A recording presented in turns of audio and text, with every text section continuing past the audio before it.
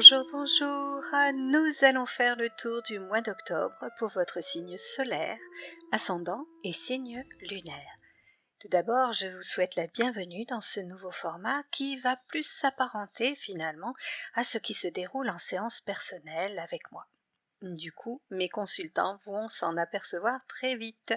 Je vais donc mêler la cartomancie et la canalisation, m'appuyant sur des cartes et vous transmettant par la même occasion ce que j'ai reçu par channeling par rapport à ces énergies ambiantes de façon forcément générale, je vous le rappelle encore une fois. Donc je vous invite comme d'habitude à aller consulter les vidéos de vos ascendants, signes lunaires ou alors encore mieux, contactez-moi comme l'ont déjà fait de nombreuses personnes. Nous passerons ainsi une heure sympathique ensemble et vous repartirez le cœur en joie. Parce qu'avant de boire le verre et de s'en régaler, il est quand même bien plus sympathique de le voir à moitié plein. Les informations sont dans la barre de description juste au-dessous. En fait, je vais vous expliquer autre chose. J'ai énormément de blocages techniques et même de ressentis personnels chaque mois pour faire de la même façon que mes consoeurs ou confrères présents sur le net. Alors, comme je vous le dis très souvent, il est nécessaire d'écouter les signes et les messages de son âme. Alors, je vais vous présenter les prévisions du mois à la sauce Pascal. Vous allez voir, c'est mitonné avec soin.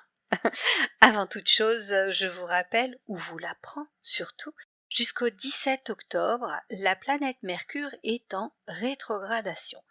Je ne vais pas rentrer dans les détails, mais en gros, ça signifie que de nombreux blocages sont présents dans la communication entre les personnes, sur les réseaux, également les réseaux de communication. Il y a beaucoup d'incompréhension, de ralentissement, de non-dits. En fait, pour résumer, ce n'est absolument pas le moment de signer un contrat, ni celui de démarrer une activité, de se lancer dans un projet en espérant qu'il soit florissant tout de suite. Jusqu'au 17 de ce mois, nous allons vraiment ramer. Du coup, j'espère que vous avez des bras très costauds. Allez, on y va tout de suite et rappelez-vous avant de partir, si ce n'est déjà fait, abonnez-vous, likez, parce que quand on a une bonne adresse, on la partage, n'est-ce pas?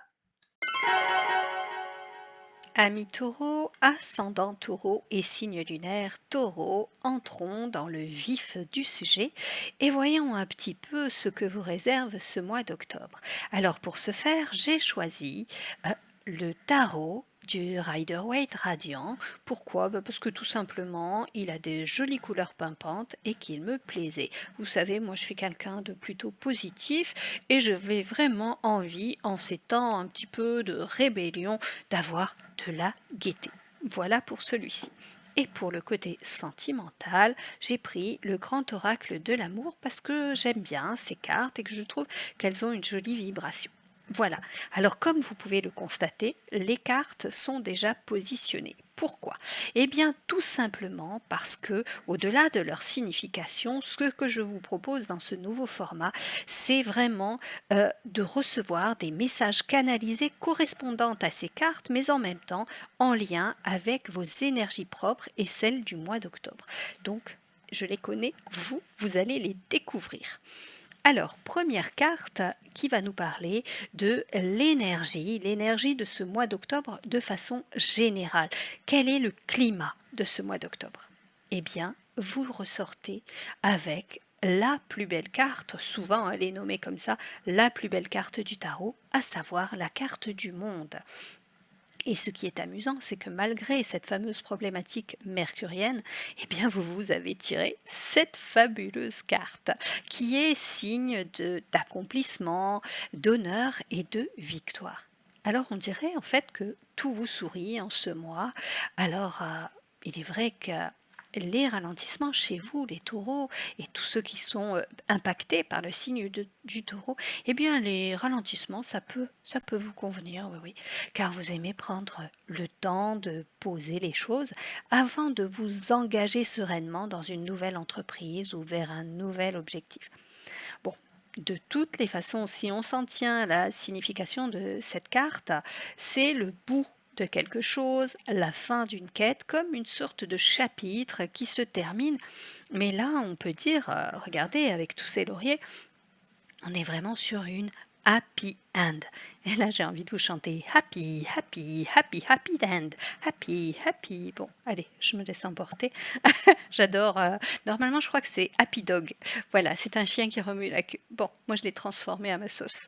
Qu'est-ce que je voulais vous dire? Oui, de toutes les façons, euh, là, qu'est-ce que j'ai à vous dire si ce n'est de profiter pleinement de cette aubaine? C'est une sorte de parenthèse. Je vous parlais d'un chapitre qui se termine, donc vous êtes entre deux chapitres. Voilà, c'est logique. Donc réfléchissez à la suite de l'histoire en restant sur cette dynamique de réussite. Parce que vraiment, c'est une superbe énergie qui vous accompagne et surtout qui vous stabilise. Le truc là, le truc que vous aimez par-dessus tout, la stabilité. Alors, il y a de la reconnaissance dans l'air aussi, et surtout une confiance de la part de votre entourage. C'est comme s'il n'y avait que vous, finalement, pour douter de vos capacités à affronter la vie. Et vous avez besoin, vous avez besoin de cette démonstration parfois pour vous sentir à votre place ou pour même, je vous dirais, comment je peux dire, vous ancrer, vous enraciner à votre place. D'ailleurs, c'est ainsi que vous vous sentez le plus fort, hein, quand vous bougez pas trop, hein, quand vous êtes dans vos certitudes et vos habitudes. En plus, si la vie vient vous couronner de laurier, que demander de plus, n'est-ce pas? Alors, maintenant, on va passer à votre place, pas votre place, non, non. Quelle est la place du mois d'octobre sur votre année 2021? Et là, vous me sortez avec la carte du magicien. On met de la magie dans cette stabilité. Le magicien, il est souvent appelé, il n'est pas souvent appelé, il est appelé le battleur dans d'autres jeux de tarot. Alors, je vous parlais juste avant de la fin d'un chapitre, d'un petit temps de pause bien mérité. Eh bien, ça va pas durer longtemps. Parce que là, on est sur un nouvel élan, mais qui sera plus, je dirais, pour la fin du mois. C'est ce que je ressens. Vous allez bien profiter là, des ralentissements de Mercure, vous poser aussi. Et après, il va se passer quelque chose, comme s'il y avait ce temps pour mûrir, parce que je sens que certains ont envie de prendre leur indépendance, peut-être de devenir, on va dire, auto-entrepreneur, artisan, afin de vous libérer de l'emprise d'un patron. Il y a chez vous une certaine force et ce sentiment qui a été majoré par l'accomplissement qu'on a vu auparavant, d'être capable de vous lancer dans l'arène. Oui, je sais, elle est bonne, hein. Pour le taureau, c'est pas mal l'arène. Bon, bah faites quand même attention à vos oreilles et votre queue, on ne sait jamais. Attention quand même surtout de ne pas y aller avec l'envie de tout casser, un peu comme une brute épaisse. Mais bon, je vous fais confiance, vous allez prévoir tout ça. C'est marrant, je vous vois en taureau avec des petits chaussons de danse, c'est amusant.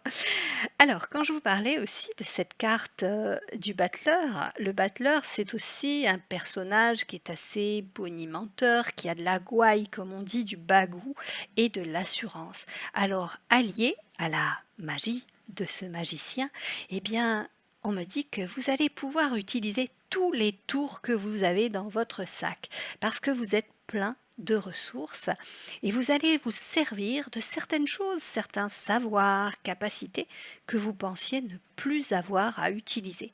Et bien finalement, vous avez bien fait de tout garder, surtout des grandes connaissances acquises par le passé.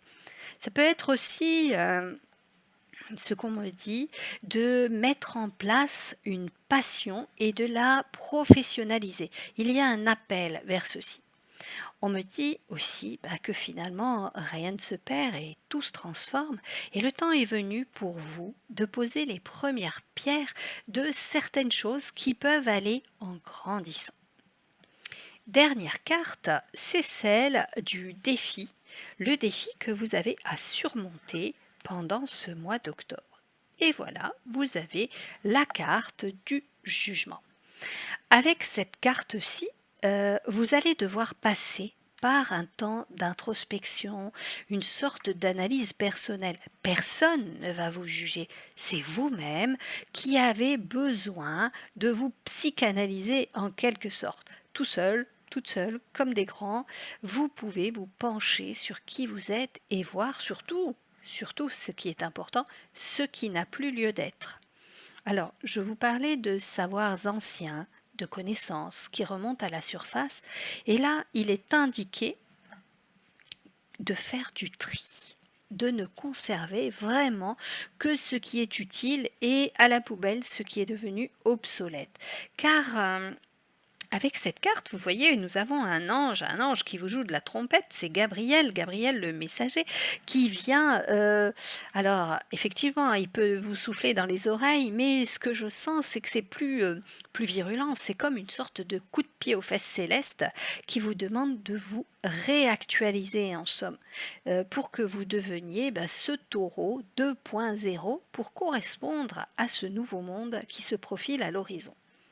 On me parle, on me parle aussi de ceux qui, quelque part, ont suivi une ligne de conduite, on va dire, imposée par la famille, par la société, et qui finalement sont dans un perpétuel mal-être, peut-être en burn-out aussi, hein. Et là, on vous dit, il est temps pour vous de revenir à ce qui vous fait vibrer. Les conventions sont trop strictes pour vous, la boîte est trop petite, vous avez forci, grandi, on va dire que vous êtes passé du petit taurillon à la grosse bébête. Voilà. Et là, j'ai l'image, vous savez, de cette statue qui se trouve à New York, de ce taureau là qui semble avoir les naseaux fumants. Eh bien, c'est un peu vous là. Vous sentez le changement pointer le bout de son nez et vous êtes même impatient. Vous, les taureaux, qui êtes plutôt dans ce côté patient, j'attends que les choses se placent avant de me lancer, bien là, c'est bizarre, mais vous trépignez et vous voulez entrer dans le champ, vous voulez y aller et il y a encore un petit truc qui vous retient. Alors, ce petit truc qui vous retient, moi ce qu'on me dit, c'est que c'est encore ces entraves et c'est ce côté plan-plan que vous pouvez avoir parfois avec un petit peu cette coloration de peur, peur face à la nouveauté qui vous ferait quelque part perdre votre stabilité que vous avez mis tant de temps à acquérir. Il y a ça aussi. Allez, maintenant nous allons voir avec... On va les poser comme ça. Je ne sais pas si vous allez toutes les voir. Alors, on va les mettre dans l'ordre. Voilà. Hop. On passe au côté sentimental. On va passer tout d'abord au couple. Alors, qu'avons-nous? L'amour. Je vais toutes vous les montrer. L'amour, la fragilité et la sincérité. Hop, voilà, comme ça vous les voyez bien. Alors, avec ce fichu Mercure, on y revient. Il vient mettre des bâtons dans les roues. Alors, certains d'entre vous vont se poser des questions quant à la solidité de leur relation. Alors, vous allez pas mal ruminer en cherchant des poux dans la tête de votre compagnon ou de votre compagne, mettant parfois en doute chacune de ses paroles. Voyez, avec cette sincérité, il y a quelque chose qui vous dérange. Vous êtes dans le doute et je vous vois même bouder quelque part. Bouder peut-être pour ramener l'autre à vous en pensant qu'il y a peut-être des choses qui ne sont pas dites, vous avez des incompréhensions. Attention, attention, votre couple est solide, il n'est pas fragile. Attention.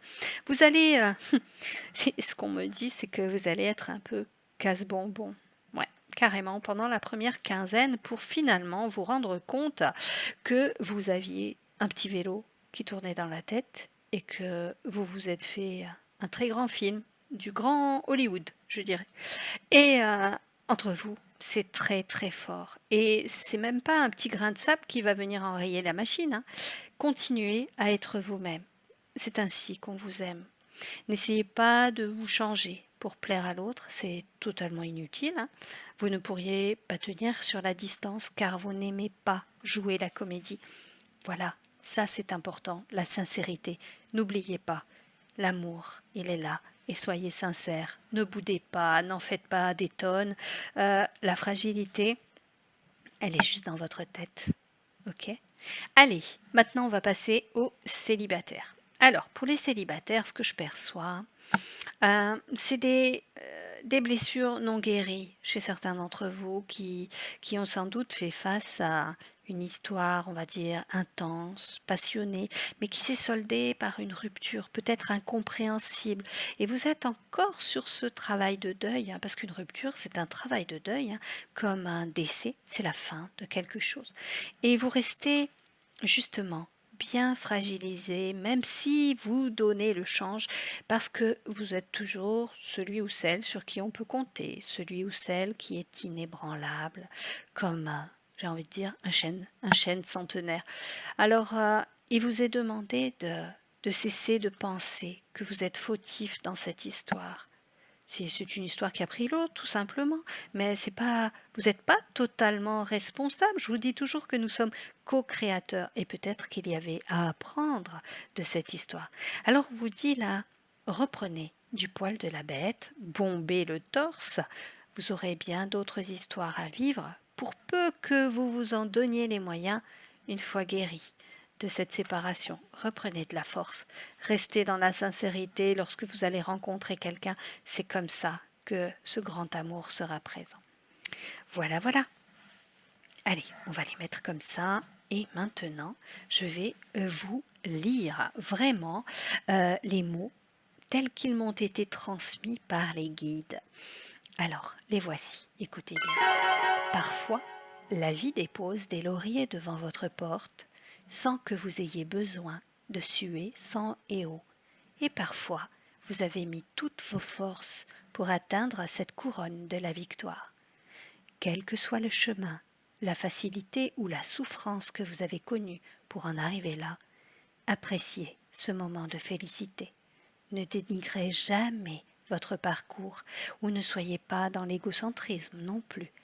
Juste le temps d'un instant, savourez cette vie qui est là, car tout ce qui se produit est l'œuvre de votre essence, conjointe aux forces de l'univers, en totale connexion avec votre contrat d'âme. Le mérite est bien le vôtre, et ce qui doit être est.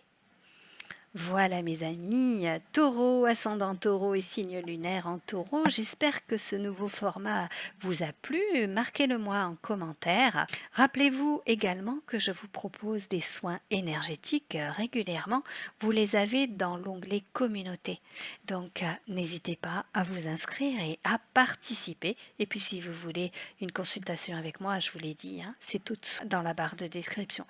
Je vous dis à très bientôt, taureau, ascendant taureau et signe lunaire taureau, prenez soin de vous, posez-vous et puis après un petit coup d'accélérateur sur la fin du mois.